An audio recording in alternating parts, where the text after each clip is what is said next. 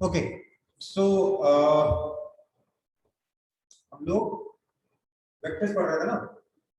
Vector addition में हम लोगों ने क्या किया था, थ्योरी पूरी पूरी खत्म कर लिया, कुछ क्वेश्चंस करना, ठीक है। तो क्वेश्चन में पहला क्वेश्चन है मेरा,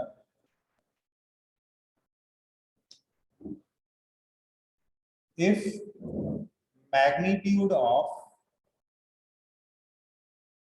सम of two vectors is same as magnitude of their difference. Find the angle between two vectors. Sir 90 degree. 90। कैसे करना है? बड़ा सिंपल है। हाँ, कैसे करना है? बड़ा सिंपल है। जो अंग्रेजी में लिखा है उसको मैथ्स में लिखो। क्या लिखेंगे? A vector plus B vector का जो मैग्नीट्यूड है, ठीक है, magnitude is equal to A vector minus B vector का मैग्नीट्यूड। दैट मीन्स क्या हो जाएगा यहाँ पे?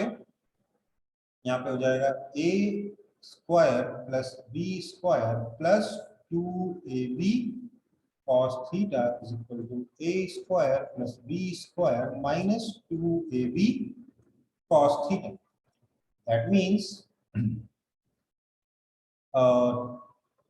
ए स्क्वायर से ए स्क्वायर मर गया, बी स्क्वायर से बी स्क्वायर मर गया, तो यहाँ आ गया 4ab cos theta equals to 0, which means that cos theta is equal to 0. That means theta is equal to 0 degree. नहीं, 90 डिग्री। ओके, सो cos थीटा 0 है, इसलिए थीटा कितना है? 90 डिग्री। ये आपका पहला क्वेश्चन है। इसी का सॉल्व करने का एक ऑल्टरनेट तरीका क्या है, हम ऑलरेडी कर चुके हैं आज। ऑल्टरनेट तरीका नहीं कि थ्री लाइन में भी चलो। ऑल्टरनेट तरीका क्या है इसी सॉल्व करने का? बड़ा ही सिंपल सा तरीका ऑल्टरनेट। ये बोलेगा कि क्योंकि दोनों वेक्टर्स का सम का मैग्नीट्यूड और डिफरेंस का मैग्नीट्यूड इक्वल है, इसलिए मैं कह सकता हूं कि both diagonals of parallelogram are equal।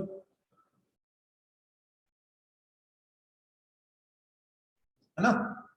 क्योंकि पैरेललोग्राम लॉ में एक डायगोनल सम बताता है, दूसरा डायगोनल डिफरेंस बताता है। अब दोनों डायगोनल्स ऑफ पैरेललोग्राम अगर इक्वल है, इसका मतलब क्या हुआ? इसका मतलब ये हो गया कि आपका पैरेललोग्राम इज रेक्टेंगल, है ना? रेक्टेंगल होता है ना, रेक्टेंगल या स्क्वायर जिसमें दोनों डायगोनल इक्वल होते हैं, या रोम्बस होता है। रोम्बस के डायगोनल्स की क्या प्रॉपर्टी होती है? सर रोम्बस का डायगोनल मतलब बाइसेक्ट, उसको बाइसेक्ट कर। सर बाइसेक्ट 90 डिग्री, मतलब राइट एंगल में बाइसेक्ट होता है, लेकिन लेंथ एक ही नहीं होता है। बिल्कुल बेटा। तो हमने बोला पैरेललोग्राम इज रेक्टेंगल, है ना? That means theta is 90 degree. कहानी खत्म। दोनों वेक्टर्स के बीच में एंगल कितना? 90 डिग्री। ये दो तरीके इस क्वेश्चन को सॉल्व करना। फटाफट सब लोग कॉपी कर लेंगे।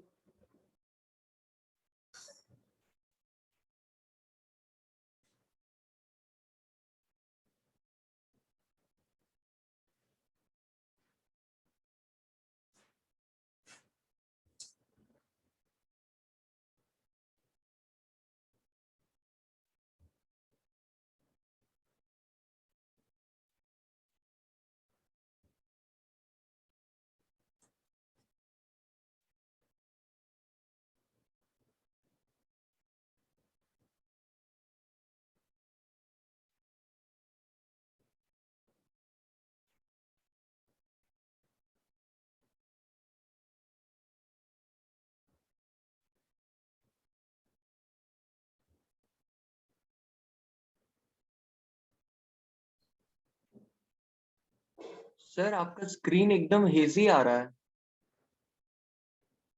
क्या ये हेजी स्क्रीन इंटरनेट स्पीड की वजह से आएगा बेटा, अगर आएगा तो। नहीं सर, ठीक हो गया, ठीक हो गया। यस सर, ठीक हो गया। बीच में इंटरनेट ऊपर नीचे होता रहता है, क्या करें। अगला क्वेश्चन है, if a vector plus b vector is orthogonal to a vector minus b vector, what condition must be met? मतलब क्या कंडीशन होगी जिसमें ये दोनों वेक्टर्स एक दूसरे के परपेंडिकुलर।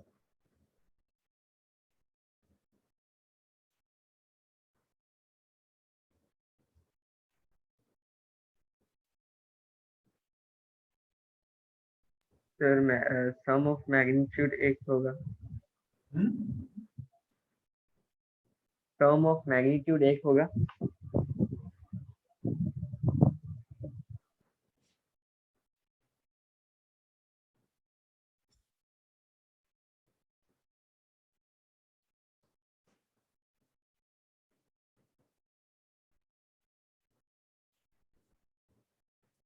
सॉल्यूशन देखते हैं। इस वाला क्वेश्चन का आंसर कॉपी कर लिया। Yes, sir. Yes, sir. थोड़ा सा सोचा, टाइम दिया, इसको तो नहीं दिया।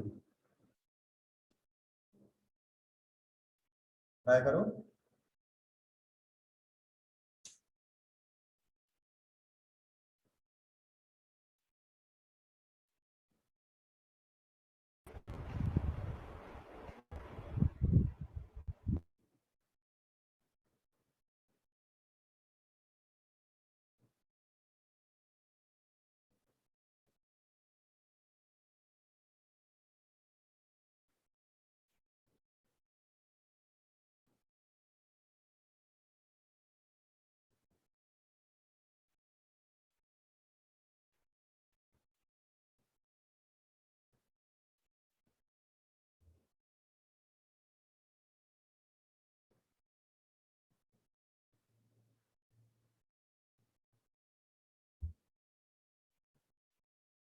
ये समझ में आया? क्वेश्चन सॉल्व कर चुका हूं मैं। इसके आगे की स्टेप समझ में आ रही है? क्या करना चाहिए?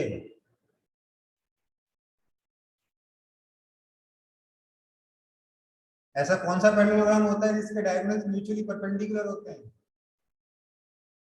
Sir rhombus. Rhombus. This implies parallelogram is क्या है? Rhombus. Sir, rhombus.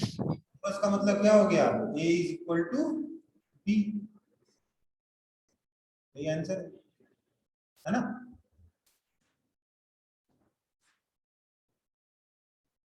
Yes sir. दोनों वेक्टर्स का मैग्नीट्यूड इक्वल होगा तो ऐसा होगा।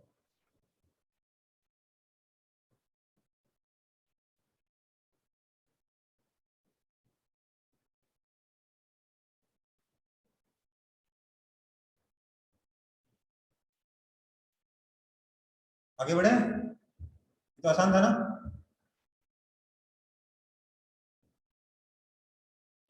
Yes, sir.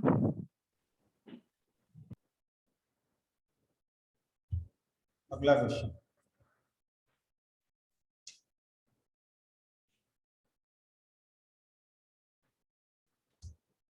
Question number 3।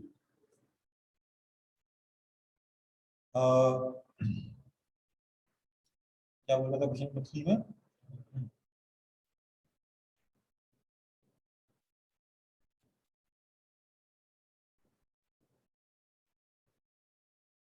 A vector and B vector are such that their resultant is perpendicular to A vector and has half the magnitude of B vector. Find their find their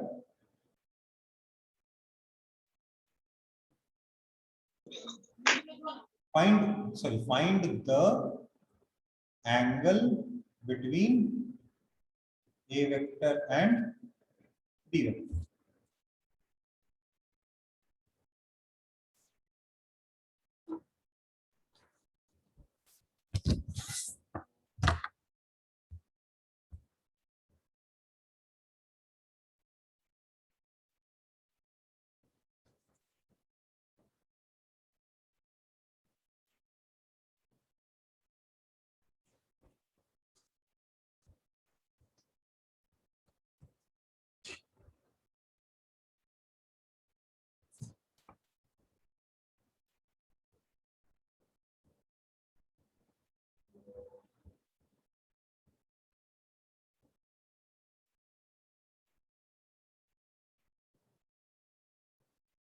try करेंगे इस question को सब लोग।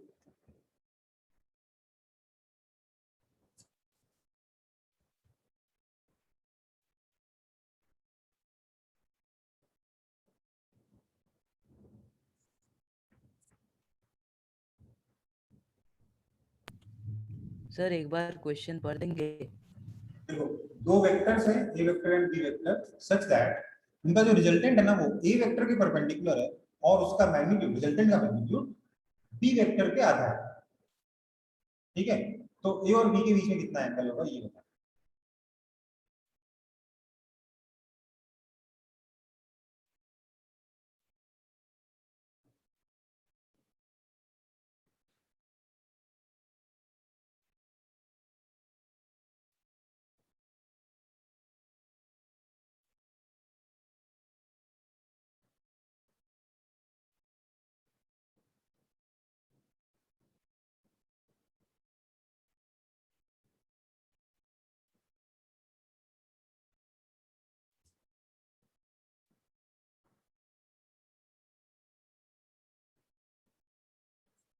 अरे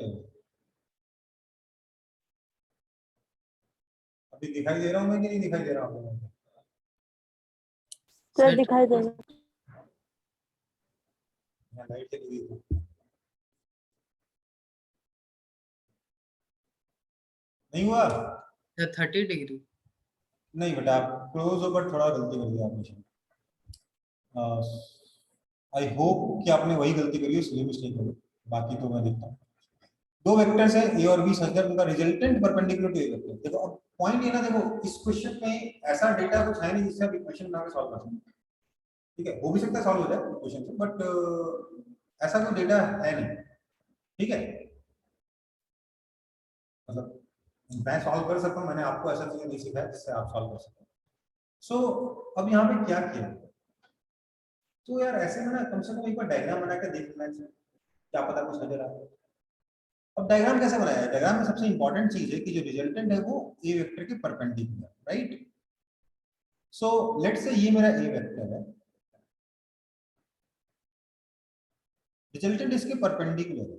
okay, थोड़ा अजीब लग रहा है, ऐसा रिजल्टेंट हो कभी नॉर्मल डायग्राम में नहीं देखा, बट इस क्वेश्चन में तो है, क्या नहीं खत्म। तो बी वेक्टर कैसा होगा तो बता सकता है? ए में क्या जोड़े तो आर बनेगा, ये जोड़ने से आर सर बनेगा, ऑब्ट्यूस एंगल में होगा। ये बनेगा, ये होगा ना बी वेक्टर, हाँ या ना? Yes sir. ये होगा ना? अब बोला क्या यस है सर। कि ये जो आर वेक्टर है इसका मैग्नीट्यूड बी वेक्टर के आधा है ना?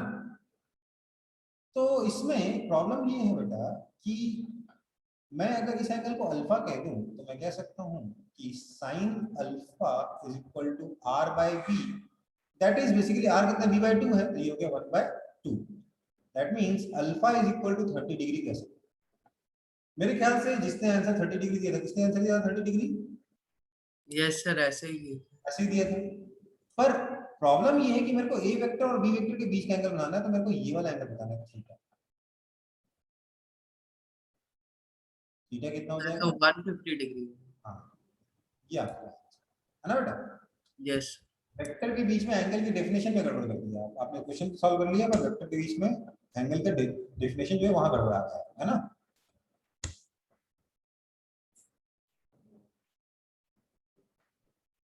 सर ये मतलब ऐसा होता क्यों है, बाहर वाला एंगल लेना वेक्टर में? एंगल आप ऐसे लोगे ना हमेशा टेल से टेल मैच करा के, ये ए वेक्टर है, ये बी वेक्टर है, एंगल तो आप यहाँ ये वाला ले नहीं सकते, आपको ए को शिफ्ट करके यहाँ लेके जाना होगा, फिर नहीं एंगल बनेगा थीटा,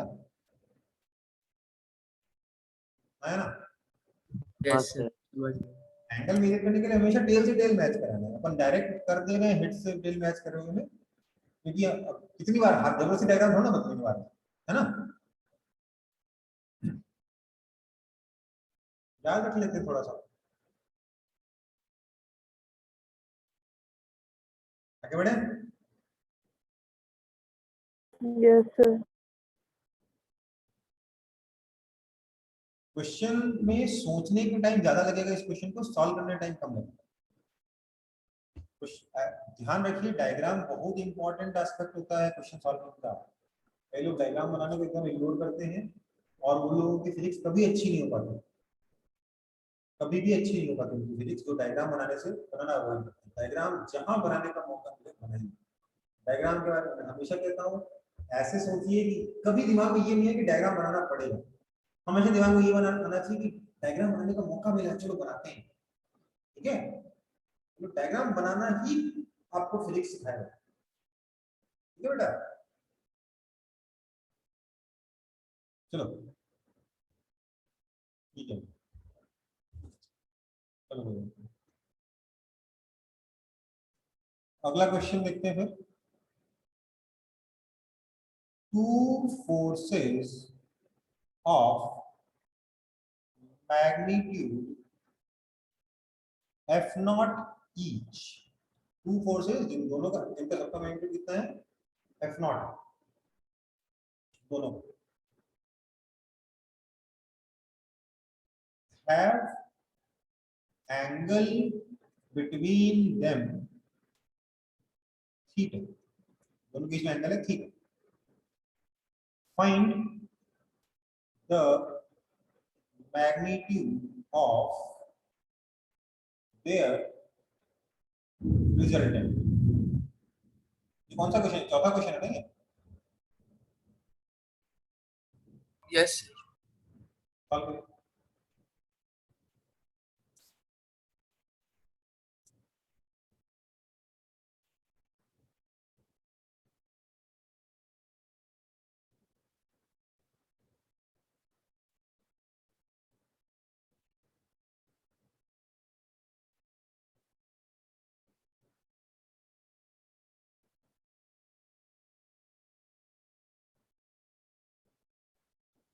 तो वो एफ थीटा भी।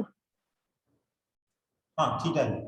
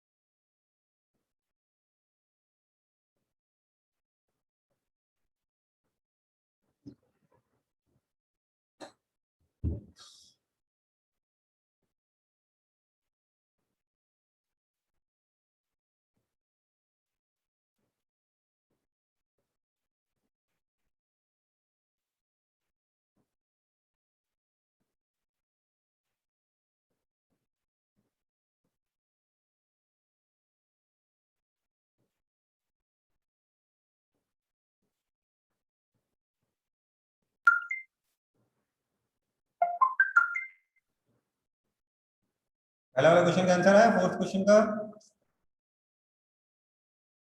सिंपल सा क्वेश्चन है नहीं तो।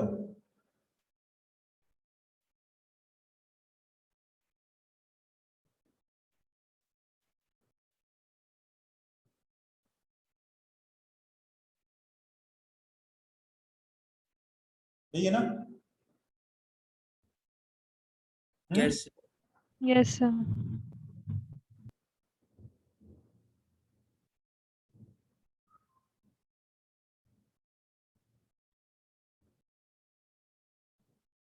सही हुआ? Yes, sir.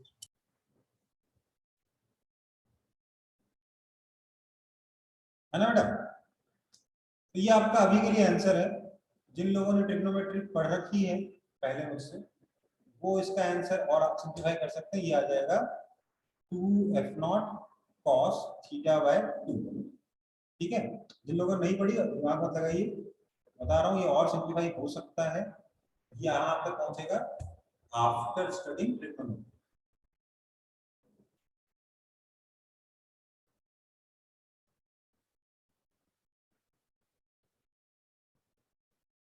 ठीक है,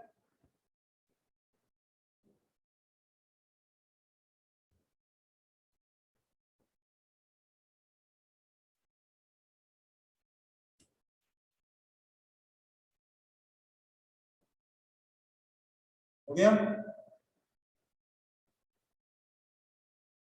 Yes, sir. अगला resultant of two unit vectors is also unit vector, find the magnitude of their difference. दो यूनिट वेक्टर्स का रिजल्टेंट यूनिट वेक्टर ही है, तो उनका डिफरेंस का मैग्नीट्यूड बताओ।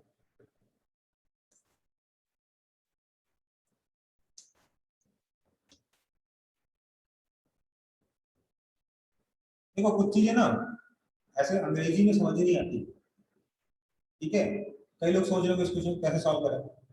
तो सबसे पहले ये लिखो, ए कितना 1, बी कितना 1, आर कितना 1। अब सॉल्व करके देखो।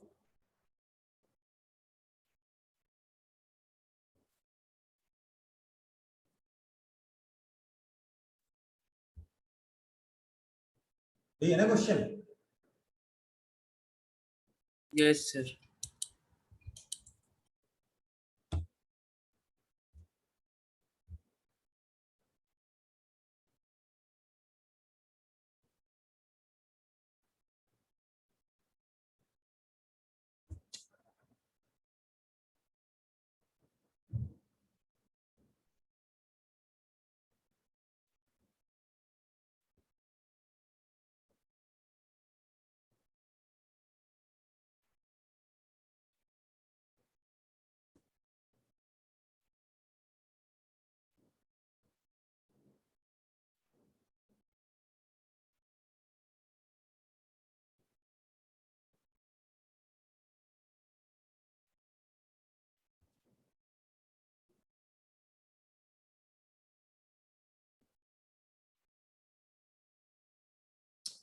सॉल्व इसके लिए आप नहीं करोगे।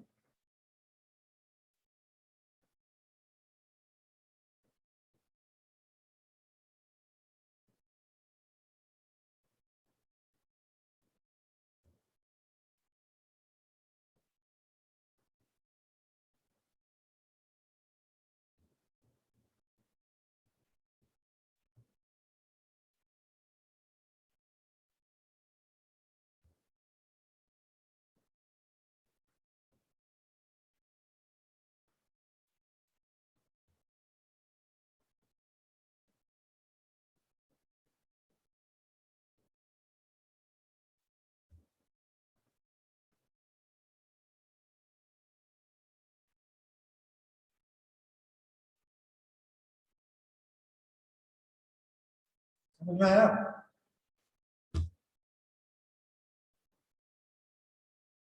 समझ में आया कि नहीं? Yes, sir.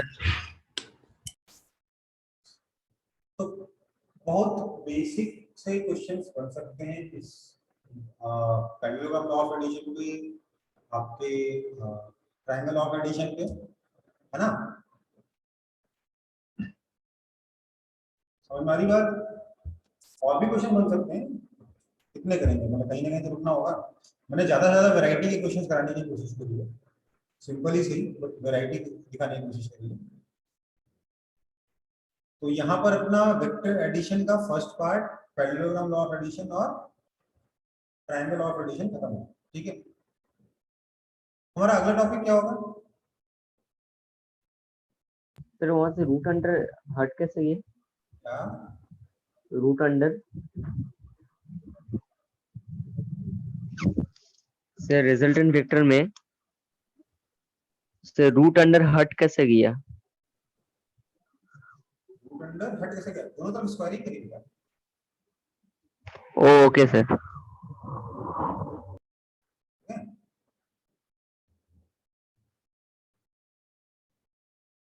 इसको हटा दूं, जल्दी जल्दी वापस बोलो। सर सर पर इसका डायग्राम कैसे बनेगा अगर ए वेक्टर प्लस बी वेक्टर? हर बार डायग्राम बनाना जरूरी नहीं होता है, बोला ना जहां मौका मिले वहां डायग्राम बनाना, समझ में आई बात? अब इसमें आप बना सकते हो थोड़ा बहुत डायग्राम, और उतना आपको डायग्राम यूजफुल भी है, पर आपको इतना आता नहीं है जिसमें आप उसका यूज करते हैं। तो लेकिन मैंने आपको ट्रिग्नोमेट्री पहले वेक्टर शुरू हो गया ना, पर ट्रिग्नोमेट्री से इससे थोड़ा सा दिक्कत है। ये ओके सर। आगे बढ़े, Yes, sir. यस सबने कॉपी कर लिया, मिटा रहा हूँ ऐसे।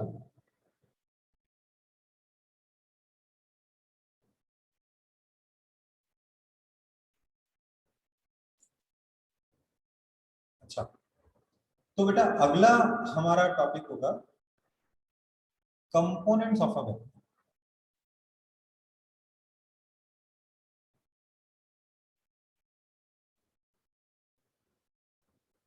या फिर आप इसको रिजोल्यूशन ऑफ अ वेक्टर भी कह सकते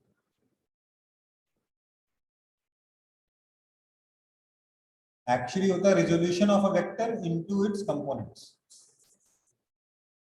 वेक्टर को रिजॉल्व करना। मतलब समझिए, हमने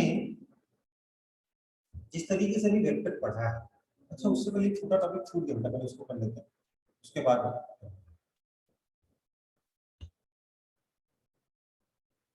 छोटा टॉपिक छूट गया।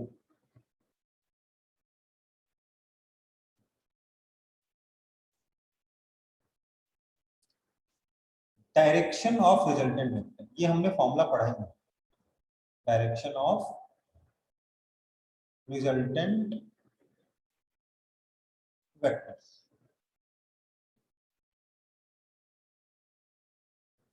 देखो हम लोगों ने जब ट्रायंगल लॉ पढ़ा तो हमने क्या देखा, हमने देखा कि सर ये ए वेक्टर है,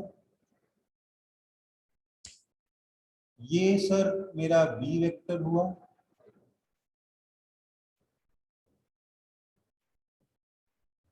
और सर ये आ गया मेरा इन दोनों का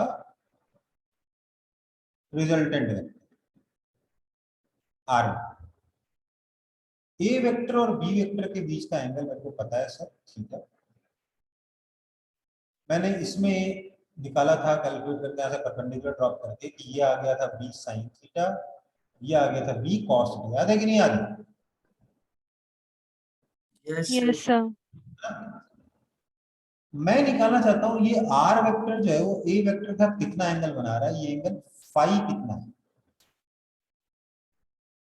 ये क्वेश्चन है। समझ में आई बात? Yes sir. तो इसके लिए मैंने ट्रायंगल का नाम दे दिया एम एन ओ, मैंने बोला in triangle M N O, triangle M N O में tan फाई कितना है बताइए जरा।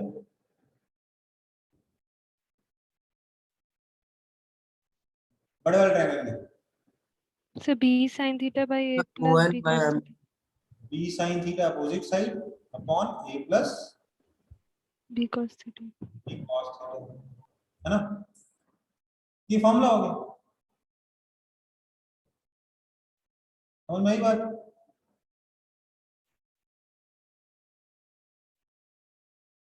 ठीक है, Yes, sir. रिजल्टेंट कितने एंगल पे रहेगा, b sin theta upon a plus b cos theta. ये किसका एंगल है, this is phi is angle between a vector and r vector. अगर आपसे बोला जाए let's say alpha is equal to angle between b vector and r vector, तो tan alpha कैसे निकलेगा सर, tan अल्फा हो जाएगा a sin theta upon b plus a cos theta.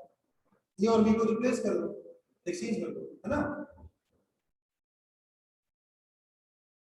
कोई दिक्कत? देखो ये फॉर्मूला जो है ना,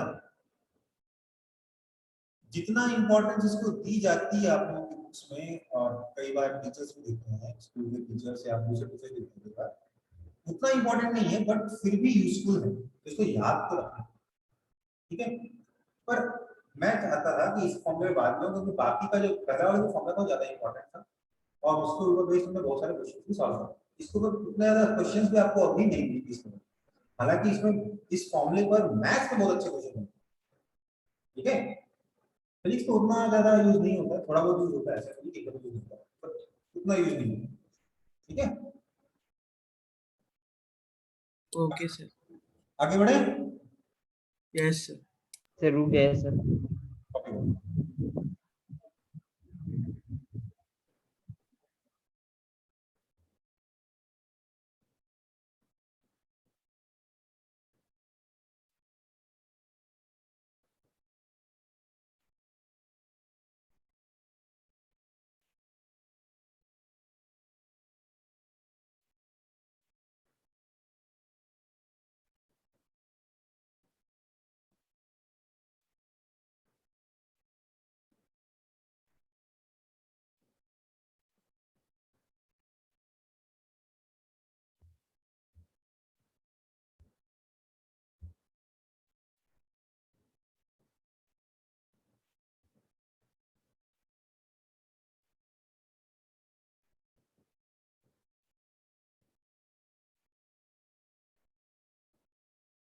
सर हो गया।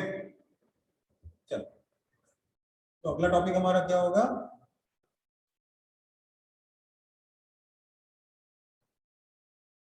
अगला टॉपिक हमारा होगा रिजोल्यूशन ऑफ वेक्टर्स, ठीक है? वेक्टर्स को हम रिजॉल्व कैसे करें? रिजोल्यूशन ऑफ वेक्टर्स, देखिए बहुत डिफिकल्ट। रिजोल्यूशन का मतलब क्या है? हम एक वेक्टर के अपने हिसाब से अच्छे अच्छे टुकड़े बना चाहते हैं, जिससे कि हम उस वेक्टर के ऊपर अच्छे अच्छे ऑपरेशंस कर पाए। मतलब हमारा वेक्टर एडिशन अभी इतना डिफिकल्ट है कि सिंपल दो चीजों को ऐड करने वाली हालत खराब हो, इतना बड़ा सा फॉर्मूला है, सिंपल सिंपल से क्वेश्चन है, एडिशन सब्ट्रैक्शन, तो उसमें इतना कुछ मेहनत करना पड़ जा रहा है ना? यस। हम चाहते हैं कि किसी तरीके से ये एडिशन सब्ट्रैक्शन जैसी चीजें जो है वो आसान है, ठीक है? तो इसके लिए हमारे पास क्या जुगाड़ है, इसको समझने के लिए आप अपना जो क्लास आपने 10th 9 10 में जो ट्रिग्नोमेट्री पढ़ी उसमें एक सिंपल सा क्वेश्चन दिया है। लेट्स से आपके पास दे रखा हो tan square theta plus 2 minus cos square theta, तो इसको थोड़ा सा सिंपलीफाई करो, फैक्टराइज कर दो, ठीक है? समझ में आई बात? मतलब स्क्वायर, हमें आंसर में स्क्वायर स्क्वायर नहीं चाहिए, फैक्टर्स। तो कुछ जुगाड़ लगा सकते हो आप?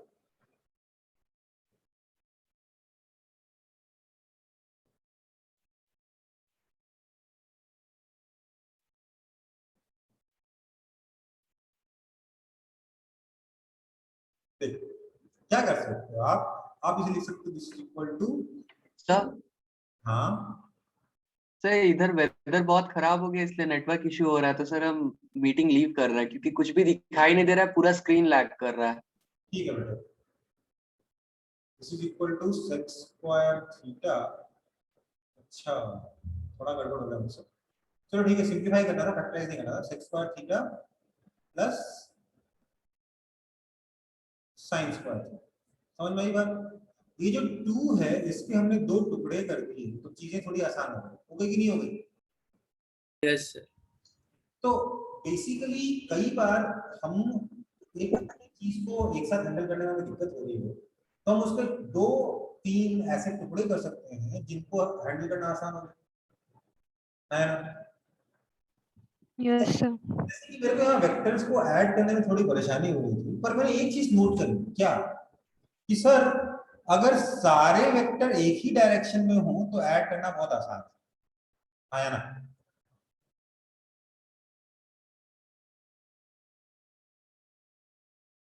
आया ना, बोलो। Yes sir. अगर रिजल्टेंट वेक्टर इनका A vector plus B vector plus C vector plus D vector plus E vector हो, तो मैं सीधे सीधे बोल सकता हूँ क्या कि resultant is equal to simply A plus B plus C plus D plus E. Yes sir. सीधे सीधे मैग्नीट्यूड ऐड हो जाएंगे सबके, है ना, अगर सारे वेक्टर एक ही डायरेक्शन में हो तो, राइट? यस। अपने चाहने से सारे वेक्टर एक डायरेक्शन में तो हो नहीं जाएंगे, है ना? हो सकते हैं क्या? नहीं हो सकते। पर अगर साथ ही साथ मान लो कुछ वेक्टर इस डायरेक्शन में हो और कुछ वेक्टर ऐसे हो, ये ए वेक्टर, ये बी वेक्टर, ये सी वेक्टर, ये डी वेक्टर परपेंडिकुलर है किसी और ये ई वेक्टर, तो क्या मैं यहां पर बोल सकता हूं कि ये ए प्लस बी प्लस सी हो जाएगा, है ना? यस। यहां पर क्या मैं बोल सकता हूं कि ये डी प्लस ई हो जाएगा? तो मेरे पास दो वेक्टर बन जाएंगे, इधर कितना ए प्लस बी प्लस सी और इधर कितना डी प्लस ई, और दोनों के बीच में एंगल कितना 90 degree. Yes sir. E vector लिए ई, तो यहाँ पे क्या मैं बोल सकता हूँ resultant is equal to under root of A plus B plus C का whole square plus D plus E का होल स्क्वायर, आया ना? यस। कह सकता हूँ ना? तो अगर किसी तरीके से मैं कुछ ऐसा जुगाड़ करूं कि सारे के सारे वेक्टर्स या तो सेम लाइन में हो या उसके परपेंडिकुलर लाइन में हो, या तो सारे वेक्टर एक ही लाइन में हो या सारे वेक्टर उसके परपेंडिकुलर लाइन में हो, तो इनको ऐड करना थोड़ा सा आसान हो रहा है कि नहीं हो रहा? तो 5-5 वेक्टर ऐड कर पा रहा हूँ कि नहीं कर पा रहा हूँ? Yes sir. है ना? तो हम इसी मकसद से हम लोगों ने क्या किया, हमने पता लगाने की कोशिश की कि हमारा जो आड़ा टेढ़ा वेक्टर है, आड़ा टेढ़ा वेक्टर हमें पसंद है, कि आड़ा टेढ़ा वेक्टर कैसे बना है, कैसे इसको सिंप्लीफाई किया जाए कि ये आड़ा टेढ़ा वेक्टर जो है हम जोड़ पाए आसानी से आड़े टेढ़े वेक्टर्स को। समझ में आई बात? हम कैसे इन आड़े टेढ़े वेक्टर्स को आसानी से जोड़ पाए, तो इसके लिए हमें लगा कि काश हम सारे वेक्टर्स को एक दूसरे के परपेंडिकुलर कर पाए, ठीक है, या एक ही लाइन में कर पाए।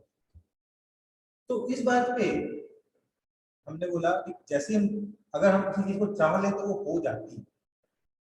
किसने कहा था ये बात? शाहरुख खान। शाहरुख खान ने कहा था। क्या कहा था? जब अगर आप किसी चीज को पूरी शिद्दत से चाहो तो सारी कायनात आपको उसे मिलाने में लग जाती है ना? देखिए मूवी, यस। तभी तक अच्छी मूवी बनाई, उसको उसने अच्छी मूवी बनाई नहीं। तो जो भी है, अपन को क्या है यहाँ पर सारे वेक्टर्स को म्यूचुअली परपेंडिकुलर करने की कोशिश करें। देखो ये सब कॉपी नहीं करना जो मैंने स्पेस में, ऐसे सिर्फ मैं एक भूमिका बांध रहा हूं, ठीक है? तो रिजोल्यूशन ऑफ वेक्टर्स हम लोग पढ़ रहे थे, तो हमने कहा कि हम जिन दो डायरेक्शंस में अपने वेक्टर्स को चाहते हैं, let's call them R two axis, X axis and Y axis, ठीक है? तो मेरा कोई भी वेक्टर जो होगा वो ऐसा कुछ होगा, है ना? ऐसा ही होगा ना मेरा वेक्टर कोई भी। यस। Yes, sir. तो अगर मैं चाहता हूं कि मेरे जो वेक्टर्स हैं वो म्यूचुअली, मैं क्या चाहता हूँ ये आड़ा टेढ़ा वेक्टर से छुट्टी जाता हूँ, तो मैं यहाँ पर थोड़ा सा पेंडुलम लॉ का यूज करूंगा। मैं बोलूंगा कि अगर मैं एक वेक्टर ऐसा ले लूं और एक वेक्टर ऐसा ले लूं, तो क्या ये एक पैरेललोग्राम है? यस। आप बोल रहे नहीं सर रेक्टेंगल है, तो रेक्टेंगल भी तो पैरेललोग्राम होता है ना? यस। तो ये मेरे पास दो वेक्टर्स हैं, एक है x डायरेक्शन में तो इसको मैंने ax वेक्टर कह दिया, और एक है y डायरेक्शन में तो मैंने इसको ay वेक्टर कह दिया। ये a वेक्टर क्या ax vector plus ay vector की फॉर्म में लिखा जा सकता है, हाँ या ना बता दो। हाँ सर। तो मैं एक टेढ़े वेक्टर को दो सीधे वेक्टर्स की तरफ से लिख पा रहा हूं, और सीधे वेक्टर्स हैंडल करना आसान होता है ना। Yes sir. तो यही मेरा मकसद है इस टॉपिक में, जिसमें मैं कंपोनेंट्स करने जा रहा हूं। ठीक है, now how to find ax and ay, ये हम लोग नेक्स्ट क्लास में, ठीक है। Okay sir. मैं इस क्लास में सिर्फ इतना, क्योंकि यार अभी अगर इस टॉपिक में घुसे तो ये 1.5 घंटा और चलेगा, तो आई डोंट वांट दैट, इसलिए नेक्स्ट क्लास में, ठीक है। Okay sir. अभी डेरिवेशन है ना। हाँ, डेरिवेशंस वगैरह हैं, कुछ कुछ कॉन्सेप्ट्स भी हैं। तो नेक्स्ट क्लास में हम लोग कंपोनेंट्स पूरा करके उसके अगली क्लास में मल्टीप्लिकेशन करेंगे, ठीक है। Okay sir. ठीक है बेटा, चलो तो क्लास अभी ओवर कर रहा हूँ, या आप लोग रुकना अभी थोड़ी देर के लिए, मैं रिकॉर्डिंग कर रहा हूँ पहले। Okay sir.